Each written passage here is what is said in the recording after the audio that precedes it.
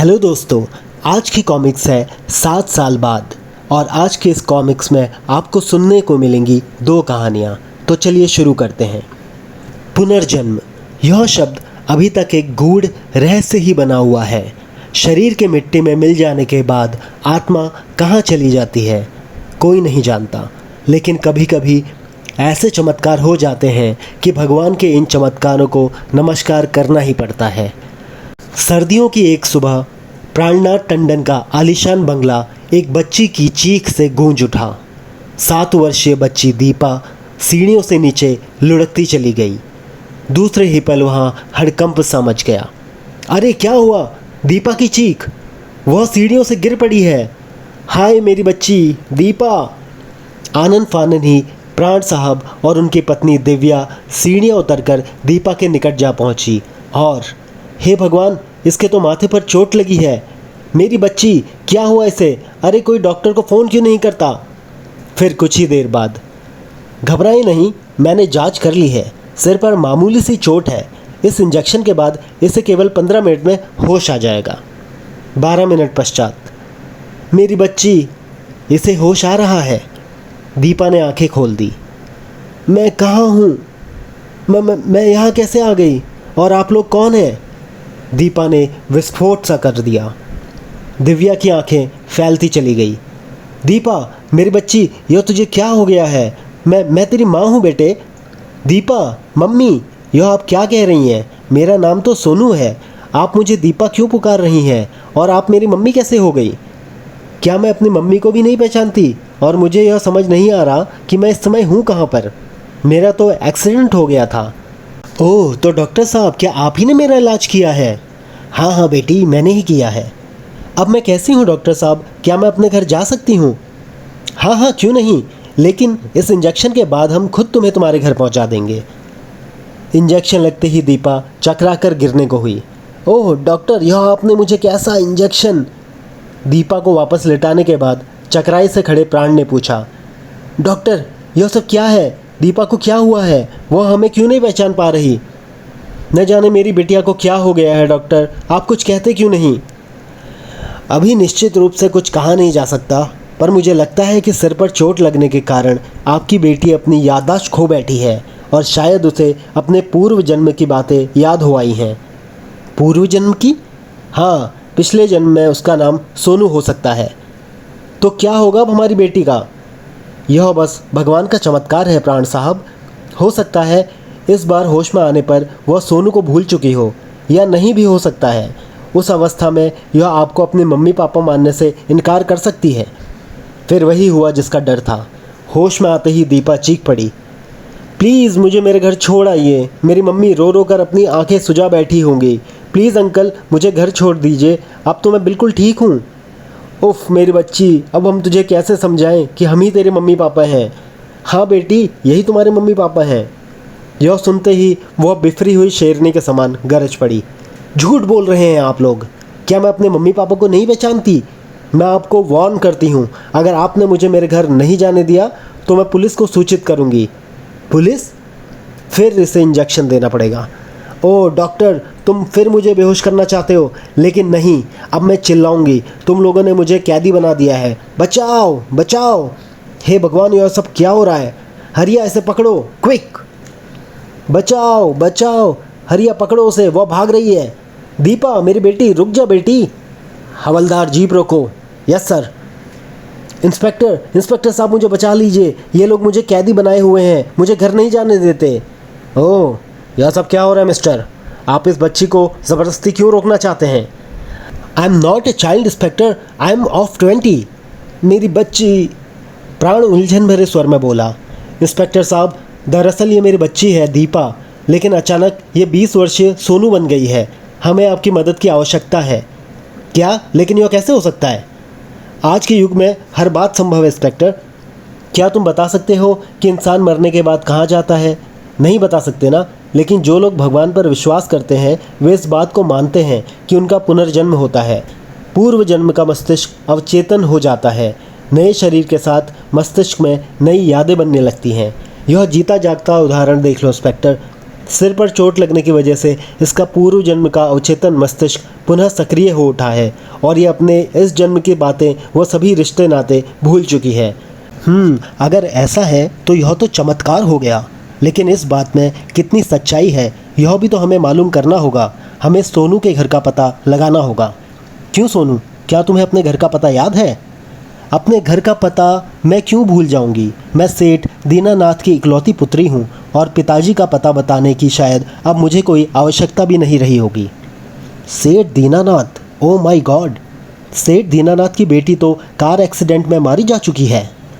आप लोग मेरे साथ चलिए। सेठ दीनानाथ इस शहर के रईसों में गिने जाते हैं, मैं उन्हें जानता हूँ। ओ इंस्पेक्टर, अगर आप वक्त पर ना आ जाते तो न जाने ये लोग मेरे साथ क्या सलूक करते। सेठ दीनानाथ के बंगले पर पापा, मम्मी। सेठ दीनानाथ और उनकी पत्नी सुलोचना के हाथों से निवाले छुटक कर गिर पड़े। इंस्पेक्टर, कौन है ये लोग और ये बच्ची? अरे ये क्या? इससे पहले कि सेठ को उसके सवालों का जवाब मिल पाता, मम्मी पापा, आपने मेरी तस्वीर पर ये फूलों की माला क्यों चढ़ा रखी है? ओह समझी, शायद आपने एक्सीडेंट में मुझे मरा समझ लिया है। चलिए इस माला को उतार फेंकिए। मैं तो जिंदा हूँ मम्मी, आपकी सोनू अभी जिंदा है। सोनू? अरे बंसी काका, आपने सुना नहीं क्या? हाँ हाँ हाँ सोनू बिटिया, हम अभी उतार देते हैं। ओह, इसने न केवल अपनी तस्वीर को ही पहचान लिया है बल्कि नौकर को भी पहचान लिया है। और पापा, मैं आपसे बहुत नाराज़ हूँ। आपने मेरे इस बर्थडे पर मुझे नई कार दिलाने का प्रॉमिस किया था। कहाँ है मेरी नई कार? क्या आप भूल गए कि आज मेरा जन्मदिन है? उफ, हे भगवान, यह तो सोनू बोल रही है। सोनू मेरी बच्ची। नन्ही दीपा की हरकतें देखकर उपस्थित प्रत्येक व्यक्ति की खोपड़ी जाम होकर रह गई थी। बुद्ध से बने इंस्पेक्टर ने कहा, मिसेस दीनानाथ, प्लीज़ आप जरा सोनू को इसके कमरे में ले जाइए। मुझे मिस्टर दीनानाथ से कुछ पूछना है। वाह, मैं क्या बच्ची हूँ, अपने कमरे में खुद जा सकती हूँ। दीपा के चले जाने के बाद यह सब क्या है इंस्पेक्टर? कौन है ये लोग? और ये बच्ची जो खुद को सोनू बताती है? मेरा तो दिमाग चकराने लग गया है। मैं आपको पूरी बात तफसील से सुनाता हूँ सेठ साहब। इंस्पेक्टर ने सारा किस्सा कह सुनाया। फिर बोला, क्या उस दिन सोनू का बर्थडे था जिस दिन वह कार एक्सीडेंट में? यस इंस्पेक्टर, हमारी इकलौती बेटी थी सोनू। शायद उसकी अतृप्त कामनाओं ने ही उसे दोबारा दीपा के रूप में हमारे पास भेज दिया है। सहसा प्राण साहब भर्राए स्वर में कह उठे, तो क्या अब हमें हमारी बेटी कभी नहीं मिल सकेगी?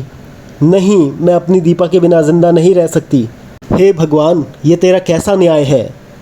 डॉक्टर बोला, अब यह तब तक मुमकिन नहीं जब तक कि वैसी ही किसी चोट से दीपा अपने इस जन्म की यादें वापस ना लौट पाए, और यह बात कुदरत पर निर्भर करती है कि ये कब तक सोनू बनी रहे। और अगले दिन दीपा के सोनू बन जाने की खबरें विभिन्न समाचार पत्रों में खूब विस्तृत रूप से छापी गई थी। कुदरत के इस चमत्कार पर जहां प्राणनाथ टंडन और उनकी पत्नी दिव्या बुरी तरह दंग थे, वहीं इंस्पेक्टर रवि सोनू एक्सीडेंट की फाइल ढूंढने में लगा हुआ था। उस फाइल का मिलना बेहद आवश्यक है। शायद कोई नई बात पता चले, कोई ऐसी बात जिससे इस पुनर्जन्म का रहस्य खुल सके। सर, ये रही सोनू की फाइल। Oh very good. बड़ी बेसब्री के साथ इंस्पेक्टर कौशिक उस फाइल को पढ़ने लगे। ओह, तो एक्सीडेंट से पूर्व वो यहाँ गई हो सकती है। ओह यस, मुझे इसी वक्त सेठ दीनानाथ से मिलना पड़ेगा। हवलदार दम बहादुर, जीप बाहर निकालो, मैं एक फ़ोन करके पहुँचता हूँ। Yes sir. उधर सेठ दीनानाथ, ईश्वर की लीला अपरंपार है सुलोचना। देखो, उसने सोनू को किस रूप में हमसे छीना और किस रूप में हमें लौटाया। उसके रंग हजार हैं स्वामी, लेकिन डरती हूँ कि कहीं वो सोनू को फिर हमसे ना छीन ले। मैं तुम्हारा इशारा समझ रहा हूँ सुलोचना, लेकिन तुम फिक्र मत करो। मैं किसी भी कीमत पर दीपा के माँ बाप को इस बात के लिए तैयार कर लूँगा कि दीपा अब हमारी सोनू ही बनी रहे। तभी फ़ोन की घंटी बज उठी। ओह, शायद इंस्पेक्टर कौशिक का फ़ोन होगा, मैं देखता हूँ। हेलो, ओह आप? जी हाँ सेठ जी, दरअसल मैंने आपको फ़ोन यह बताने के लिए किया है कि अगर सोनू घर पर ही है तो उसे कहीं भी बाहर जाने से रोके रखें। मैं कुछ ही देर में वहाँ पहुँच रहा हूँ। जी, आपके आने तक सोनू कहीं नहीं जाएगी। संबंध विच्छेद हो गया। किसका फ़ोन था पापा? इंस्पेक्टर कौशिक का, वे तुमसे मिलने आ रहे हैं। यह सुनते ही दीपा कुछ बेचैन हो उठी। लेकिन पापा, मुझे तो इसी समय किसी से मिलने जाना है। बेटी, तुम कुछ देर बाद भी जा सकती हो, तुम्हारी मम्मी ठीक कह रही है बेटी। ओ पापा, लेकिन मेरा जाना बहुत ज़रूरी है। सोनू, तुम अपने पापा का आदेश कब से टालने लगी? चलो ऊपर जाओ। बेचैनी की अवस्था में दीपा वापस सीढ़ियाँ चढ़ गई। मुझे जाने से कोई नहीं रोक सकता, मुझे वहाँ पहुँचना ही होगा। और फिर कुछ ही देर बाद, आइए इंस्पेक्टर साहब, सोनू ऊपर है। ओह, लेकिन ऊपर पहुँचते ही सबको एक झटका सा लगा। अरे कहाँ गई सोनू? सोनू सोनू इस रास्ते से जा चुकी है सेठ साहब। उफ, यह कैसे हो सकता है? एक छोटी सी बच्ची इस प्रकार जान का खतरा उठाकर। उफ नहीं, आप भूल रहे हैं सेठ साहब कि वह उम्र में 7 वर्षीय बच्ची अवश्य है, लेकिन उसके भीतर दिमाग इस समय 20 वर्षीय परिपक्व सोनू का है। लेकिन वह इस प्रकार कहाँ जा सकती है बर्थडे पर? पहले आप मेरे प्रश्नों का उत्तर दीजिए, सोचकर बताइए कि सोनू अपने बर्थडे से पूर्व कहाँ गई थी। कुछ याद नहीं आ रहा। याद करना होगा सेठ जी, शायद जाते हुए उसने कुछ कहा हो, किसी का नाम लिया हो, किसी दोस्त का, किसी सहेली का। माँ, मैं अभी आई। अरे, अगर मेहमान आ चुके हैं तो इस वक्त कहाँ जा रही है? अपनी एक बहुत पुरानी कॉलेज की सहेली कंचन, नहीं नीलम से मिलने, जो कल बाहर से लौटी है। लेकिन इस वक्त मेहमान क्या सोचेंगे बेटी? आप फिक्र मत करें मम्मी, मैं उसे साथ लेकर जल्दी ही आ जाऊंगी। अरे मगर सुन तो, वह नीलम या कंचन से मिलने गई थी इंस्पेक्टर साहब। नीलम, कंचन, ओह गुड। क्या आपने उस वक्त उसकी आंखों में कुछ बेचैनी या चेहरे पर कोई परेशानी नोट की थी? शायद की थी। वह मुझसे बात करते वक्त हड़बड़ा रही थी। एक सवाल और, क्या सोनू ड्रग एडिक्ट थी? जी हाँ, हमें यह बात उसकी पोस्टमार्टम रिपोर्ट के बाद ही पता चली थी। लेकिन आप इस पूछताछ से क्या साबित करना चाहते हैं?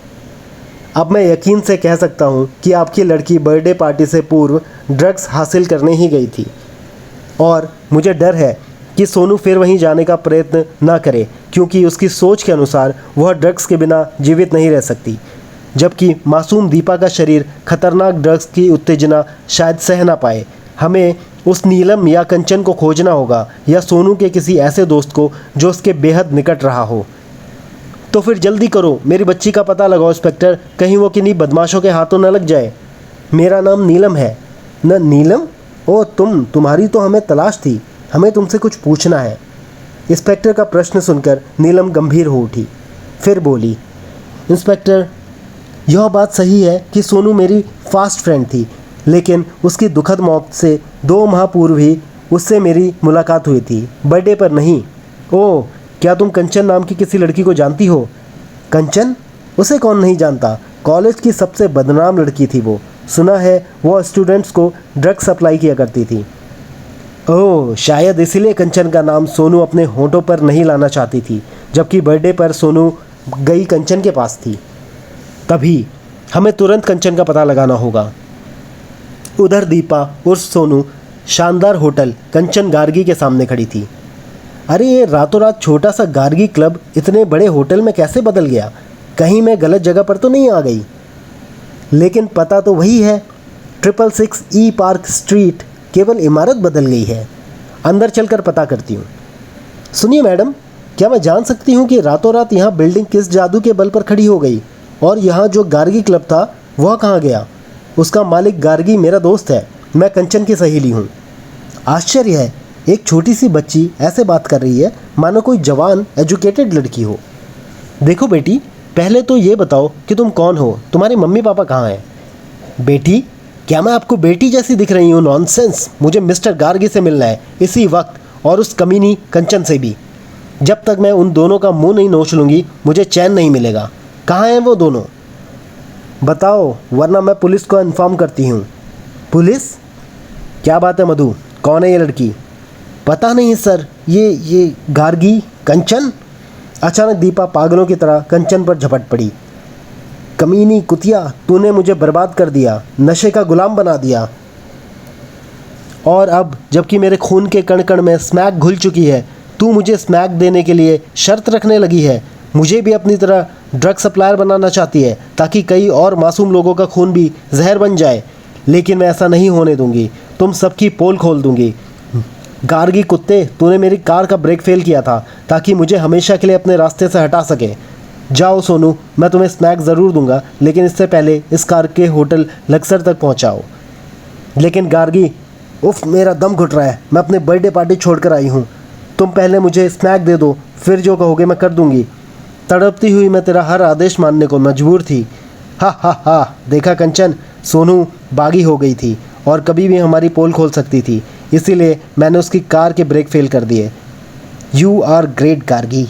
और तुम्हारी चाल कामयाब हो गई। कार के ब्रेक फेल होने के कारण एक्सीडेंट हो गया, लेकिन मैं बच गई और अब तुझे भी नहीं छोड़ूंगी, कानून के हवाले करके ही दम लूँगी। अरे ये तो वही लड़की दीपा है जो सोनू बन गई है, इसकी तस्वीर अखबारों में छपी है। उसी क्षण, you are under arrest mister and missus Gargi उर्फ कंचन। मेरी बच्ची, सोनू, मम्मी पापा। इंस्पेक्टर साहब, इन्हें छोड़िएगा मत, ये खूनी दरिंदे हैं, इन्हें फांसी से कम सजा न होने पाए। इनके गुनाहों का सबूत मैं बनूंगी, मैं अदालत में गवाही दूंगी। और यह मुकदमा जब अखबारों की रौनक बना तो इसे पढ़कर लोगों ने अपने दांतों तले उंगली दबा ली। घटना के 7वें दिन अचानक सेठ दीनानाथ का बंगला एक चीख से गूंज उठा और हंगामा मच गया। अरे कोई संभालो, आ मेरी बच्ची सोनू। आनंद फानंद में ही डॉक्टर वहां पहुंचा। उसके कुछ देर बाद इंस्पेक्टर कौशिक, फिर प्राणनाथ टंडन और उनकी पत्नी। और जब दीपा को होश आया, मम्मी, डैडी, मेरी बच्ची, ओ दीपा, तू ठीक तो है ना? हाँ मम्मी, लेकिन मैं यहाँ कैसे आ गई? और ये अंकल और आंटी कौन है? और इस प्रकार दीपा फिर दीपा बन चुकी थी। सोनू की अपने हत्यारों को सजा दिलवाने की अतृप्त कामना के लिए ही उसे कुदरत ने एक नया रूप दिया था। हत्यारों को सजा मिल गई और टंडन परिवार को उनकी खोई दीपा। इसी के साथ ये कहानी समाप्त होती है।